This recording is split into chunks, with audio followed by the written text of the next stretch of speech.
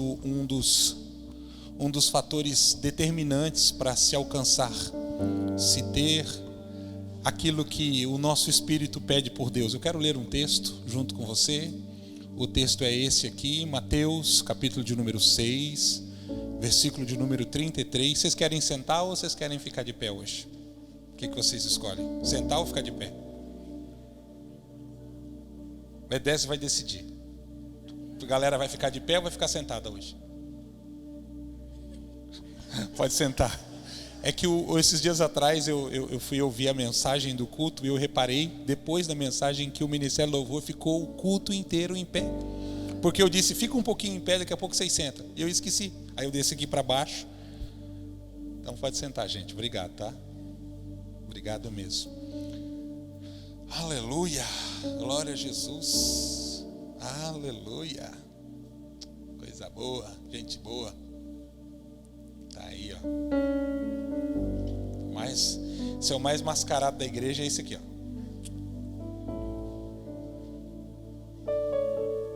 « 6:33 diz assim, é um texto muito conhecido. Confesso que você conhece muito bem esse texto, já deve ter ouvido ele muitas vezes. Diz: mas buscai primeiro o reino dos céus, ou o reino de Deus e a sua justiça, e todas as coisas vos serão acrescentadas. Eu vou ler de novo. Mas buscai primeiro o reino de Deus e a sua justiça, e todas estas coisas vos serão acrescentadas. Bom, quais são essas coisas que serão acrescentadas? As que antecedem esse versículo. Se você ler o capítulo inteiro, você vai observar que ele está no final de um capítulo. Ele é um versículo conclusivo. Então, para entender quais são as coisas que serão acrescentadas, você precisa ler os versículos que antecedem. Mas a questão não é apenas quais são as coisas que serão acrescentadas, é como alcançar as coisas que nos são acrescentadas. A palavra acrescentar, ela dá conotação a muitas coisas, mas principal delas é a origem, a fonte da onde ela surge, que é a palavra crédito.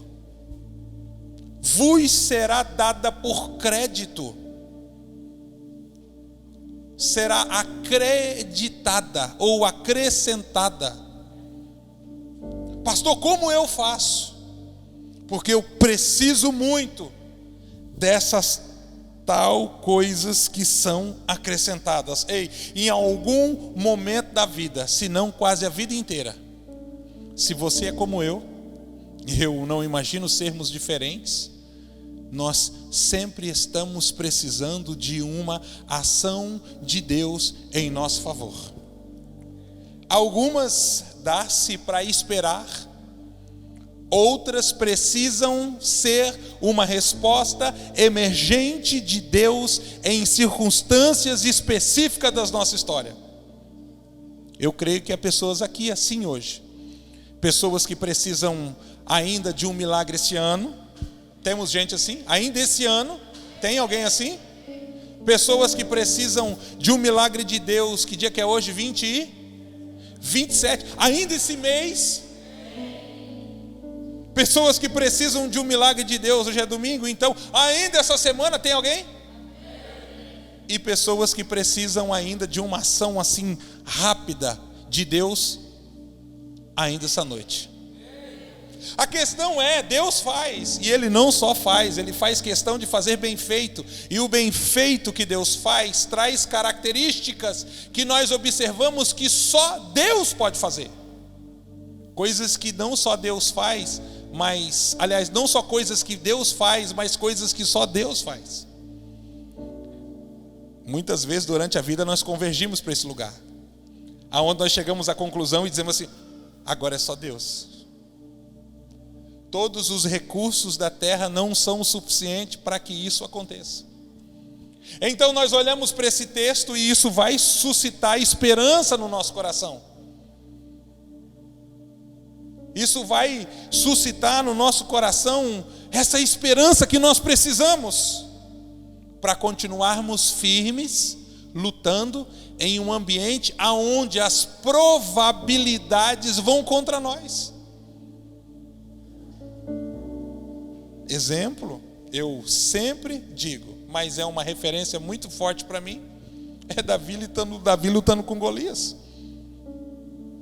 Humanamente falando, quais eram as probabilidades de Davi sair vencedor dali, sendo que nem guerreiro ele era, e todo o exército de Israel ficou com medo do gigante? Quais as probabilidades? Nenhuma. Então algo precisava ser acrescentado sobre a vida dele naquele momento, para que ele saísse dali com vitória. Algo precisava acontecer. E se tem algo que eu aprendi ao longo desse tempo de caminhada com Cristo,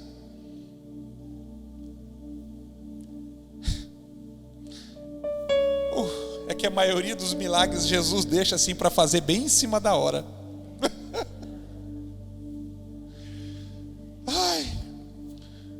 Não chega assim naquele momento que você está tranquilo, calmo, a luta ainda não intensificou. Você ainda está respirando, você ainda está de boa, ainda dá tempo, você nem tem pressa. Não, irmão. É naquela oração assim, te apressa, Senhor.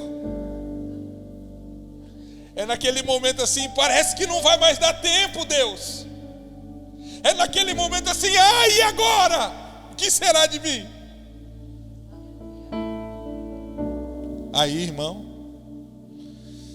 quando parece que não, lá vem, saltando sobre as nuvens, o Todo-Poderoso, estilo Velozes e Furiosos, em alta velocidade na sua direção, sendo exatamente o socorro bem presente na hora da angústia. Ai, que angústia, ai, que aflição, ai, que dor. Lá vem o socorro bem presente, saltando sobre as nuvens, vindo em alta velocidade na sua direção.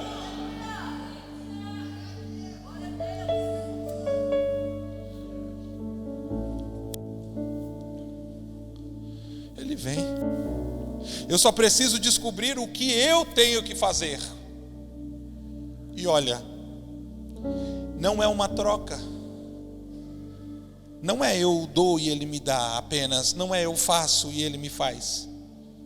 Não é uma barganha de que eu tenho que dar mais apenas para que ele me dê mais. Quando fala-se sobre isso, não é com esse intuito de agir por interesse. Não é manipulação de situação para que haja uma ação de inteligência. Porque mesmo a mente humana recebendo uma informação como essa, ela não vai conseguir se portar dessa forma. Por quê? Porque esse mover, esse movimento é de fé, é por fé, não é por vista.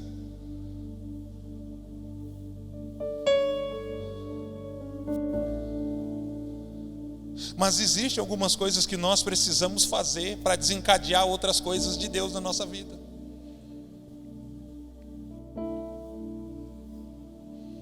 Existem algumas coisas que Deus só faz depois que você fez a sua parte.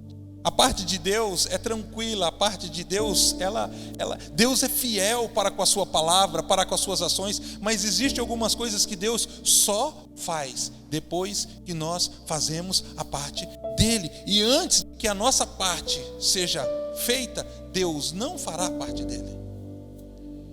E eu vou dizer de novo, isso não é troca, isso não é barganha, isso não é manipulação de situação baseado sobre informação, isso chama-se relacionamento.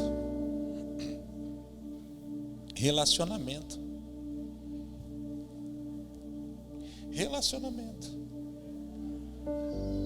Deus, olha, guarde o que eu vou falar. Deus não nos criou para adorá-lo. Adoração não é a prioridade de Deus em relação à nossa ação, e há pessoas que pensam isso. Nós adoramos, mas o centro do propósito da criação de Deus não é para que nós o adoramos. Sabe por quê? Querido, Deus tem adoração perfeita no céu. Nem o cantor mais hábil aqui dessa igreja ou de qualquer outra chegará ao ápice de cantar como Deus recebe canção no céu. Lá ninguém desafina, irmão. Lá a corda do instrumento não estoura. Lá a bateria do microfone não acaba.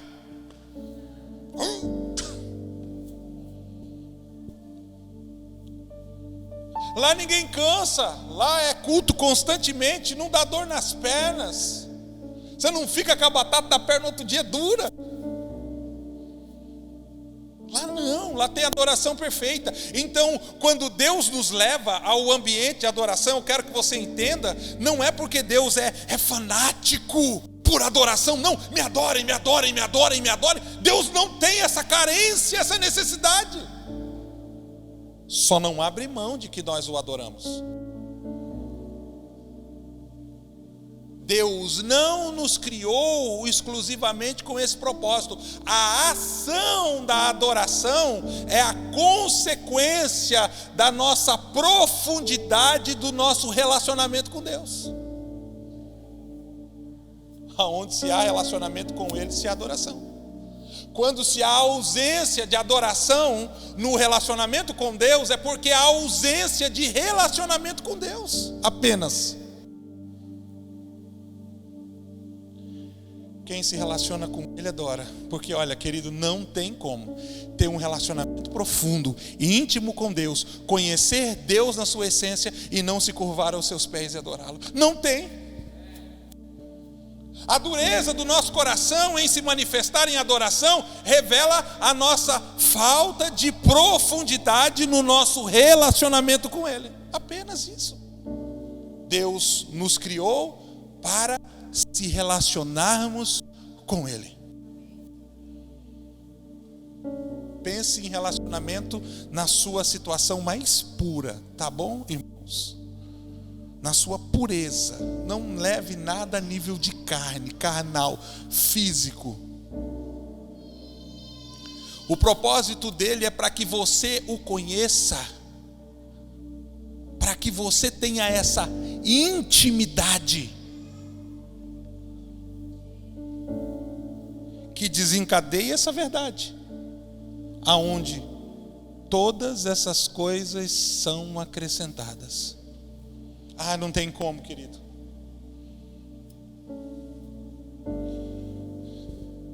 Deus é um tipo de pai que tem prazer em abençoar os seus. Ele não só abençoa, meu amado, ele faz com gosto. Deus faz com prazer. Ele faz com amor, Ele dá com alegria.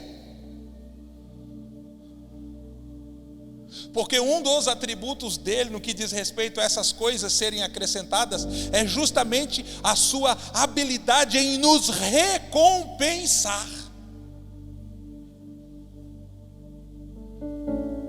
Nos recompensa. De uma forma que nós deveríamos aprender com Ele. Deus recompensa-nos por nossa obediência. A obediência sempre gera recompensa. Obediência é uma semente que você planta, amado, do qual gera muitos frutos, não só na sua vida, mas na vida daqueles que estão com você, que estão dentro da sua casa, que estão debaixo do seu teto, que estão aí junto do seu lado, que comem com você, que caminham com você. A obediência sempre vai gerar recompensas. O contrário disso também. Com a mesma medida, com a mesma mão, com o mesmo coração.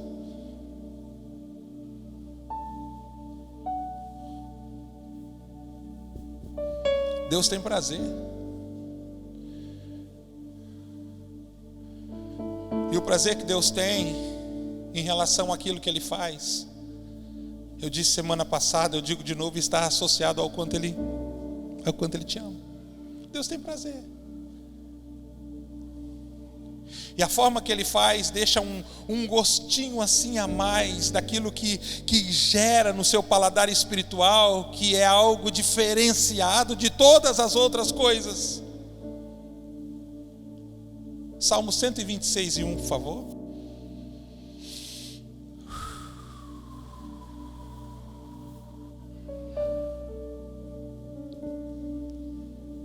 Olha isso.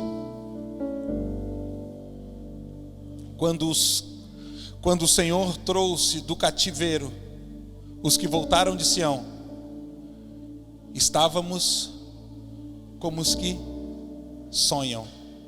A palavra ali é sonhar, de sonhar mesmo acordado, de estar tão eufórico, de estar tão abismado com o que aconteceu, a ponto de quase não acreditar no que aconteceu. Fala, nossa, é uma realidade, mas é tão intenso, é tão maravilhoso, é tão poderoso, é tão grande, que me belisca para mim ver se é verdade, porque está parecendo um sonho. Me belisca, alguém diz, me belisca para ver se é verdade.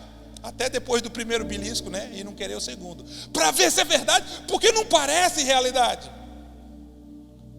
É nessa proporção, é desta maneira, com essa intensidade, que o Senhor quer trazer essa verdade das demais coisas serem acrescentadas na nossa vida. É contrapor a realidade do dia a dia de algumas pessoas que vivem a sua vida como se fosse um constante pesadelo. Estávamos como os que sonham.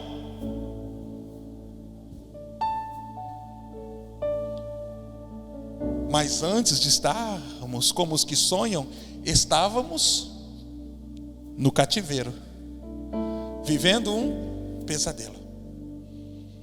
Ei, e o que o Senhor quer fazer na sua alma, o que o Senhor quer fazer no seu espírito, o que o Senhor quer fazer no seu coração, o que o Senhor quer fazer na sua casa, o que o Senhor quer fazer no seu casamento, é mudar de um status para o outro, é sair de quem vive um pesadelo para quem vive um sonho no Senhor.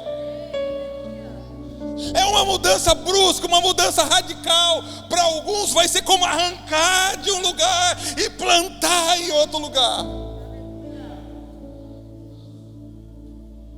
Quando o Senhor trouxe do cativeiro os que voltaram de Sião, estávamos como os que sonham. Ou seja, as promessas de Deus na nossa vida, pastora Bárbara. Quando Deus começar a cumprir as promessas de Deus na nossa vida, pastora Simone. Quando Deus começa a cumprir as promessas de Deus na nossa vida, pastora Thaís, Lana.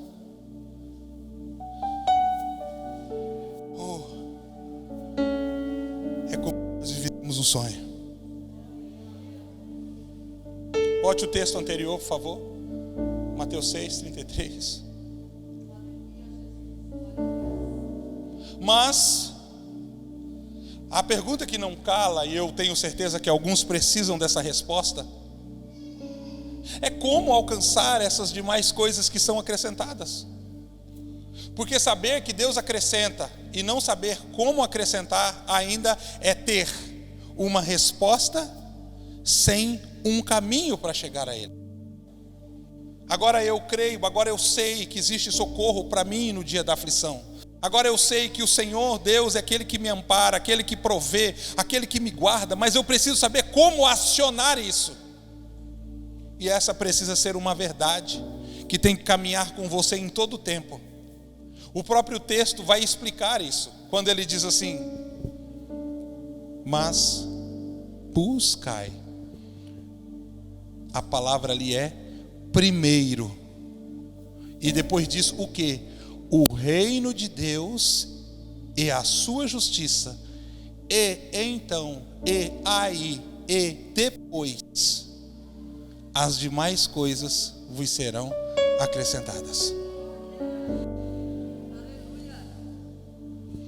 Quando disse Jesus a respeito disso, Jesus está tratando algumas situações, mas a palavra-chave, quando ele diz: buscai primeiro primeiro, amado. Não é que não possa haver um segundo, nem um terceiro. Ele apenas estava tratando lugares. Buscai primeiro. Ele estava falando assim, a palavra é prioridade. Fazei do reino de Deus e a sua justiça prioridade. Buscai, fazei dessa busca uma busca com prioridade.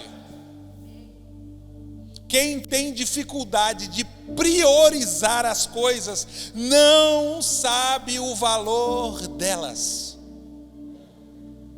Enquanto você não souber priorizar o que é importante, você vai viver uma vida em áreas específicas de falência.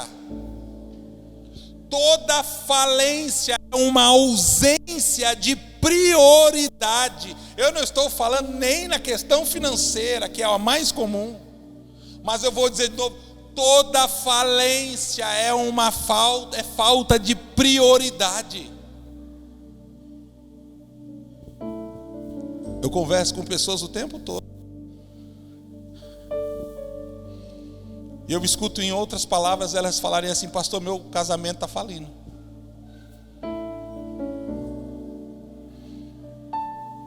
Minha família está falindo. A minha vida espiritual está falindo.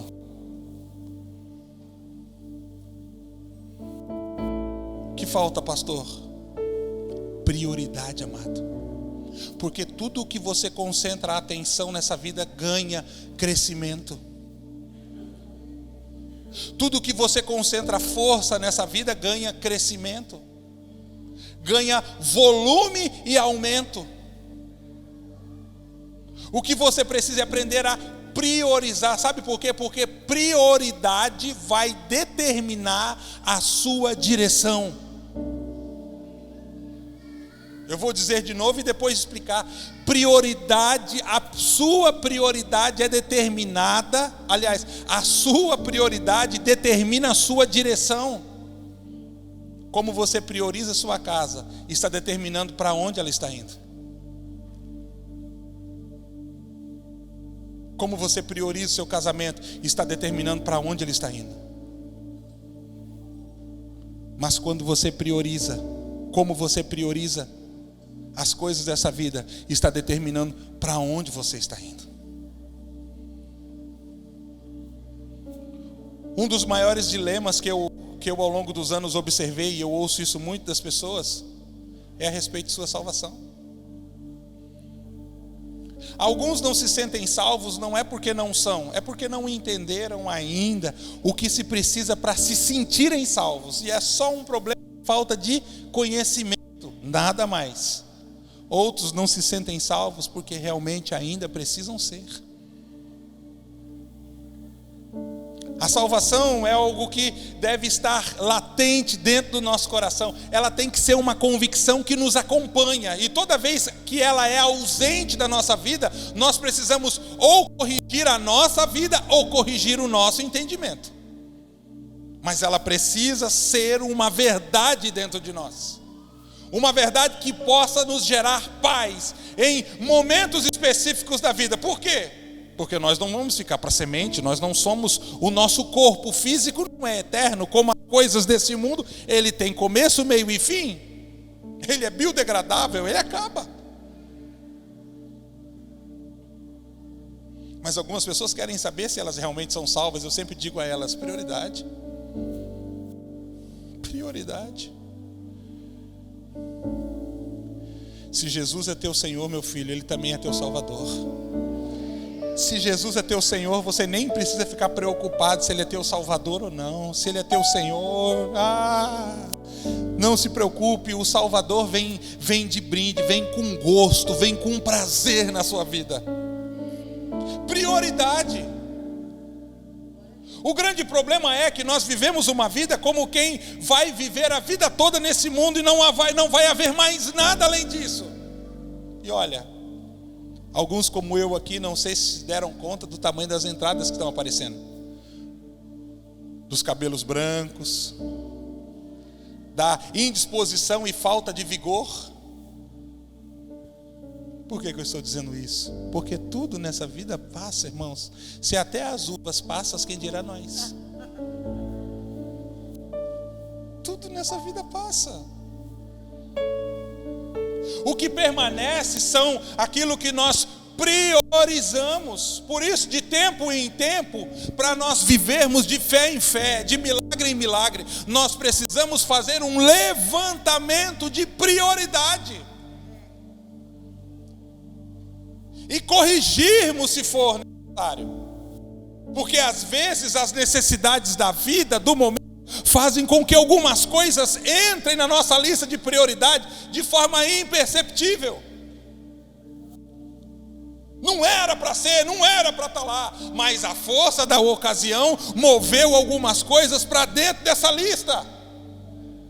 Então, essas coisas que não eram para estar lá, agora estão, começam a roubar tempo de Deus, tempo da família, tempo da palavra, tempo da oração, tempo do jejum, tempo da obediência. E olha, amados, tudo o que é prioridade consome o nosso tempo.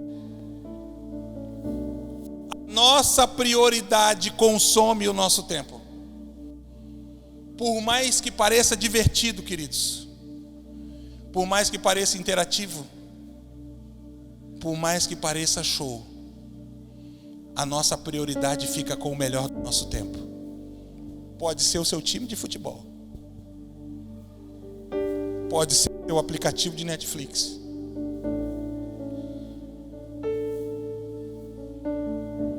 pode ser o seu carro, pode ser o seu gato, pode ser o seu cachorro. O que é prioridade da sua vida é o que toma o seu tempo. Pastor, eu não sabia. Pois é, você precisa fazer um levantamento aonde o seu tempo está ficando, porque aquilo está se tornando prioridade. E se nós não atentarmos a isso, querido, nós vamos nos ver em apuros quando o dia mau chegar à nossa casa e nós precisarmos dessas demais coisas que serão acrescentadas, e infelizmente nós acabarmos estando perante o Senhor conosco de mãos vazias. Quem sabe Ele dizendo: você não plantou a semente, como você espera colher o milagre?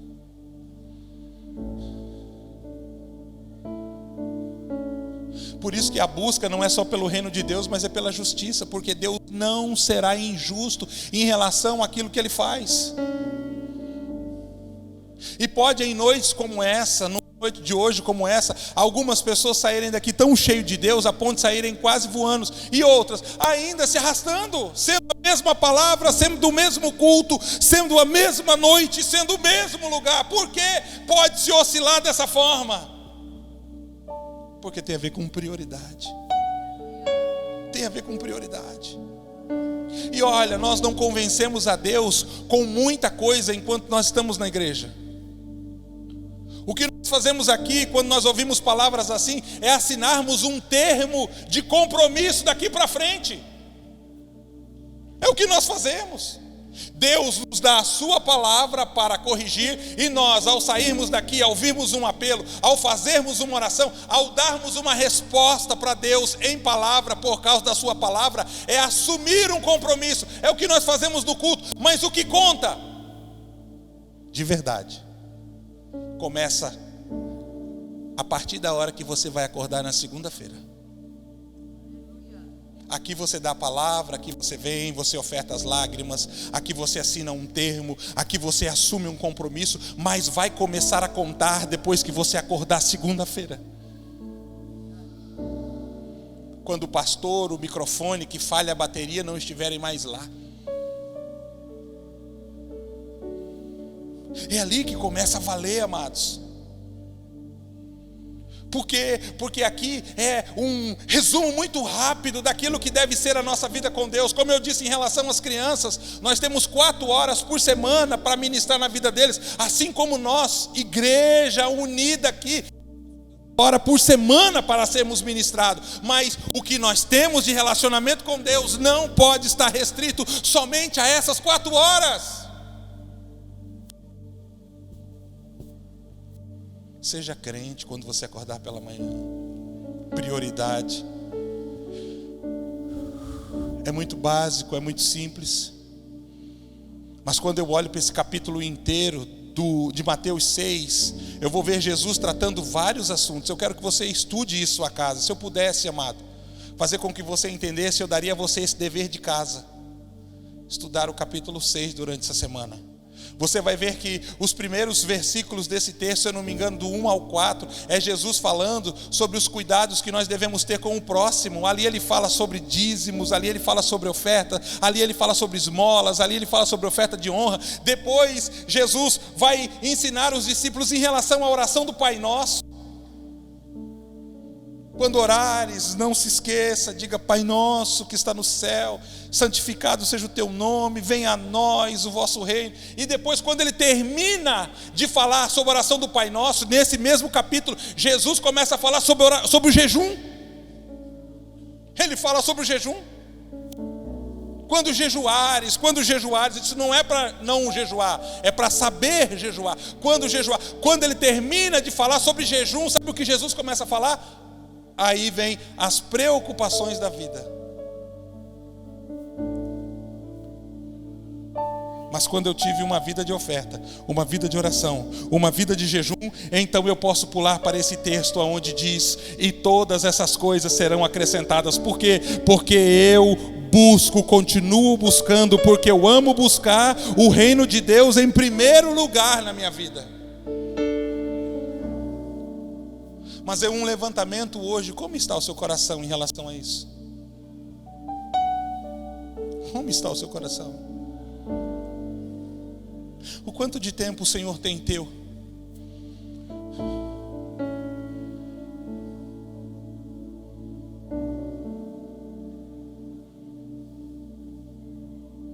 Quando o Senhor começa a me acordar muito pela madrugada, uma grande preocupação é gerada no meu coração. E a gente sabe, né, pastor André, quando é o Senhor que nos acorda. Não é quando o cachorro está latindo. Às vezes o cachorro também é um sinal de Deus, mas às vezes ele faz assim, né? Psss. Faz isso? Ainda não? Shhh. Ei.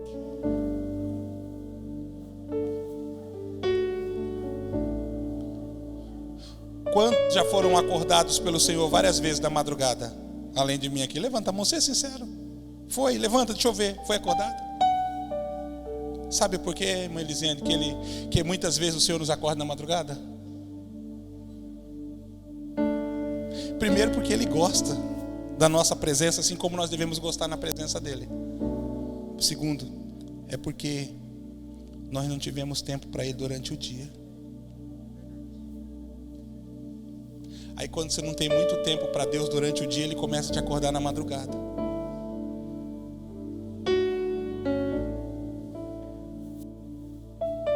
Não é que a oração da madrugada, amados, seja desprezível. Para mim é uma das mais importantes.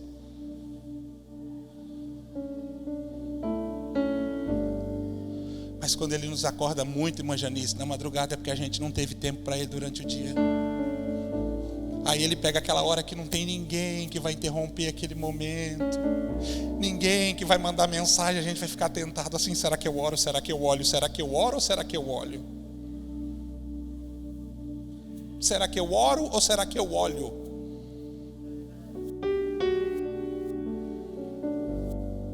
Aí nos chama na madrugada, porque nós não tivemos todo o tempo que nós deveríamos ter com Ele durante o dia.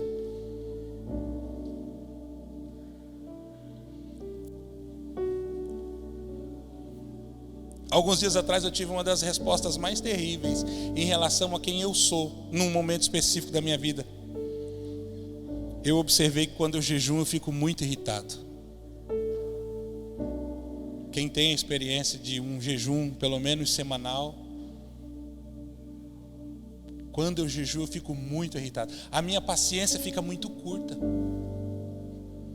Quem tem essa experiência? E eu estou falando de mim, também fica bem irritada? Mais alguém tem coragem de levantar a mão? Tem? Fica irritado? Fica irritada, missionária Carol?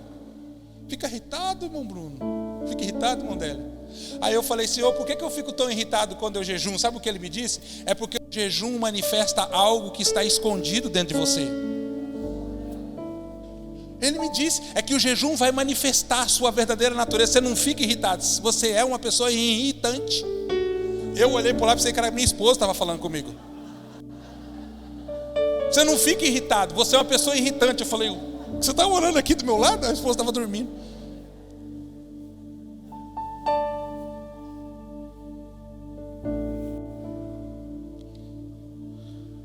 Deus busca nesses dias uma igreja que o trate com prioridade, amados.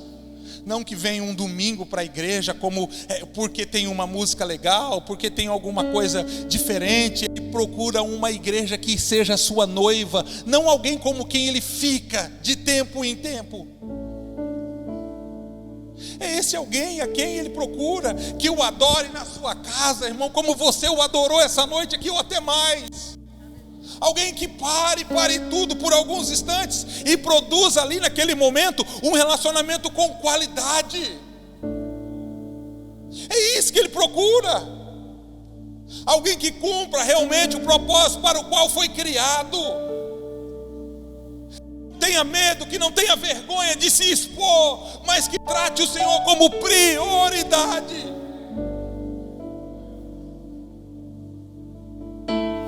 Esse nosso senso de ética, às vezes traz um esfriamento tão grande na nossa vida, porque acaba abafando, afogando, apagando aquilo que deveria ser uma chama contínua, o tempo inteiro queimando, um verdadeiro Levítico 6,13, aonde diz, o fogo arderá continuamente sobre o altar. O fogo arderá continuamente sobre o altar. O fogo arderá continuamente sobre o altar. Um coração que está queimando por ele o tempo inteiro, por ser apaixonado de verdade, a ponto de não se preocupar com a sua reputação, mas se expor, se mostrar, se deixar ser visto Deus em sua vida.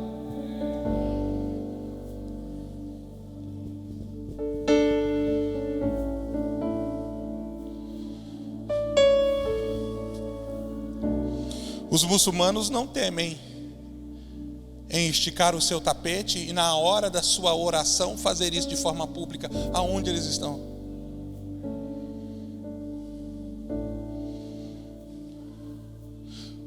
O mundo, queridos, o mundo no que diz respeito à adoração em relação aos seus ídolos, eles dão um show, amados, para nós. Eles nos dão aula.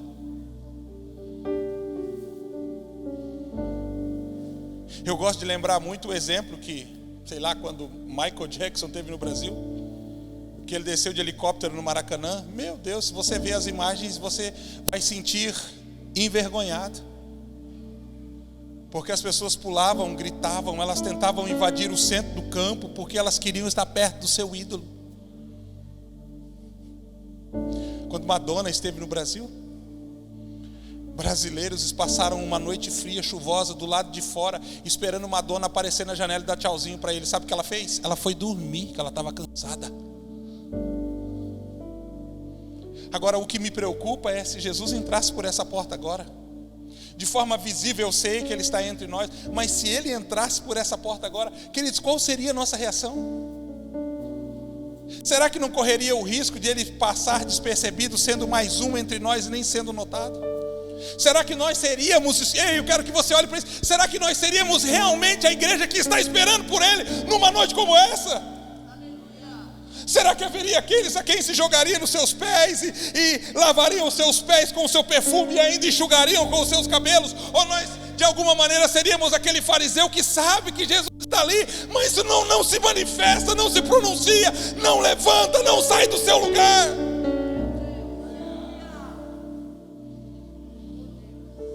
Será que nós dançaríamos como devemos? Ou será que as dores da perna, do pé falariam mais forte?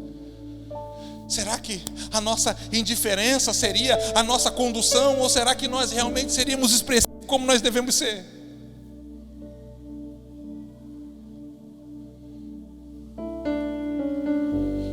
você tem de Deus, ei, agora não é barganha, mas o que você tem de Deus é o que Deus tem de você. Deus não pode se revelar a mais daquilo que você se manifesta a Ele. Deus se manifesta a você como você se manifesta a Ele. O quanto você tem de acesso ao coração de Deus é o quanto Deus tem acesso ao teu coração. O clamor do Senhor numa noite como essa, pelo pedido de prioridade, é para que você o conheça em profundidade. Deus é Deus. Não há nada que nós possamos dar ou fazer que o torne melhor. Deus não tem falta de nada. Deus, se você e eu ainda continua sendo Deus. Então, numa noite como essa, quando Deus abre o seu coração, na verdade é que Ele quer que você seja beneficiado, Ele quer que você ganhe, Ele quer que você saia no lucro, Ele quer que você saia na vantagem, porque Ele sabe que tudo o que você precisa realmente para viver aquilo que Ele disse que faria, é Ele na sua vida. Ah, essa é a noite, irmão, que você pega Jesus pela mão e leva para a tua casa.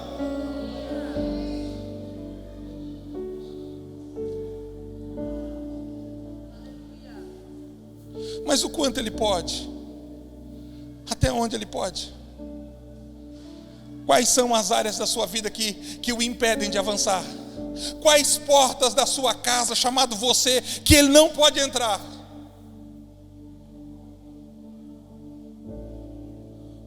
Porque as áreas de maiores lutas da nossa vida também são as áreas de maior ausência de Deus. Por que você não deixa Ele entrar aí dentro? Talvez você tenha vergonha e haja uma bagunça aí, querido, não se preocupe. Como Ele fez quando Ele entrou no templo, Ele vai entrar, irmãos, Ele vai derrubar a mesa, Ele vai botar para fora aquilo que não deve estar lá, Ele vai expulsar algumas coisas, mas junto com Ele vai vir a sua comitiva de milagres, de vitória, de promessas, e Ele vai começar a estabelecer o reino dEle ali dentro desse coração, dentro dessa casa.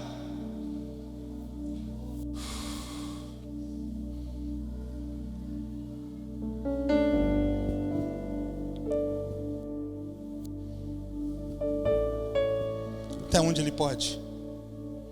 O quanto você está disposto a permitir para que Ele possa? Até onde Ele pode? Porque limitá-lo ao avançar sobre a minha vida é colocar um limite em relação àquilo que só Ele pode fazer. Até onde Ele pode?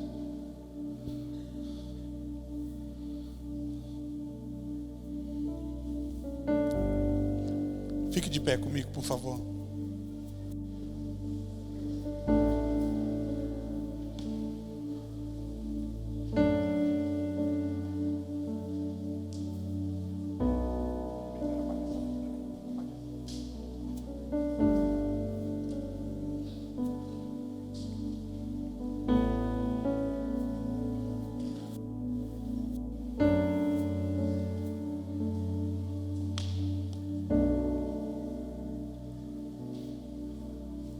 A maioria das pessoas,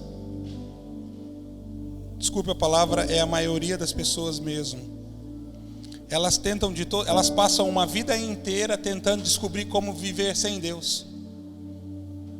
Eu vou dizer de novo, a maioria das pessoas passam uma vida inteira tentando descobrir como viver sem Deus. Eu vou dizer de novo, a maioria das pessoas passam uma vida inteira tentando descobrir como viver sem Deus. Quando chegam no final da vida, elas descobrem uma coisa: não dá para viver uma vida sem Deus.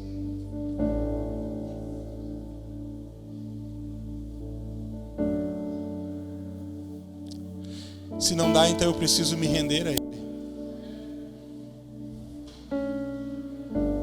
Eu preciso me entregar a Ele.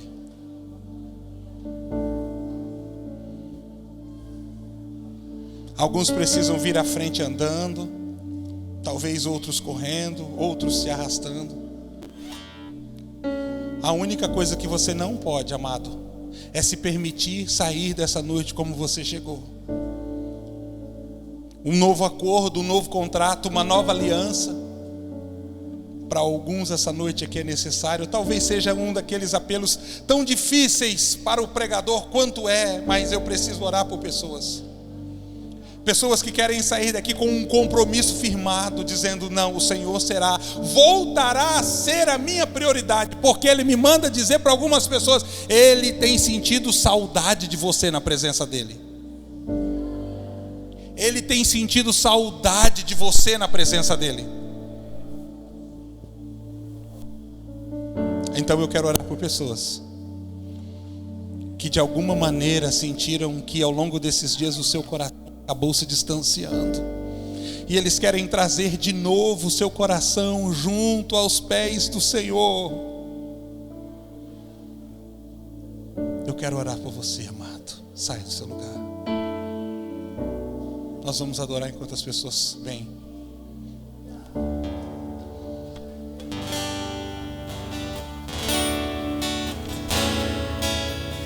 Isso.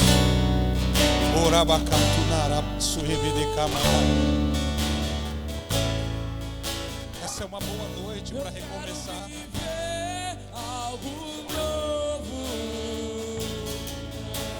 Se há alguém que você conhece aqui, eu quero que você venha orar junto com essa pessoa.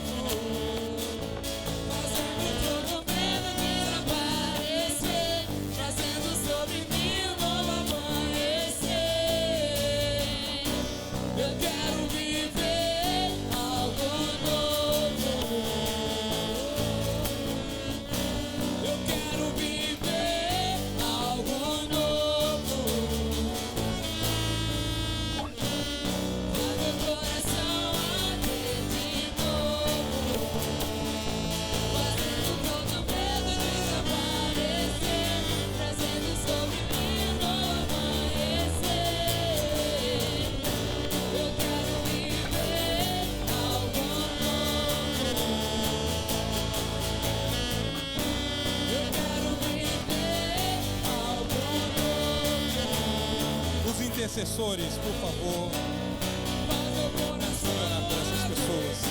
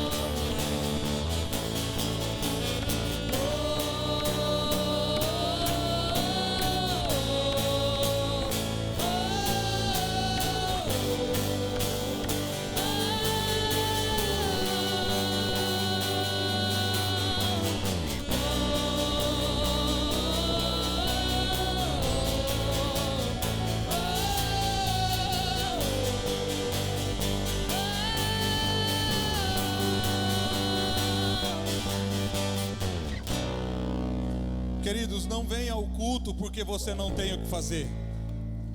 Venha ao culto porque o Senhor é a tua prioridade. Não oferte, dizime porque você está ajudando. Faça isso porque o Senhor é a sua prioridade. Não cante só porque a música é legal. Faça isso porque o Senhor é a sua prioridade. Faça do Senhor a sua prioridade. E então você estará fazendo da sua vida um alvo para que o milagre, para que as vitórias, para que as promessas dele se cumpram em você. Mas não faça por isso, não faça por interesse, faça apenas porque o Senhor é a sua prioridade. Faça do Senhor a sua prioridade. Faça do Senhor a sua prioridade. Faça do seu casamento o Senhor a sua prioridade. Faça da sua casa o Senhor a sua prioridade. Faça do Senhor a sua prioridade. O Senhor é a minha prioridade. O Senhor é a minha prioridade. O Senhor é a minha prioridade. Quando você convidar um amigo para entrar porta dentro desse lugar, faça isso, porque o Senhor Deus é a sua prioridade.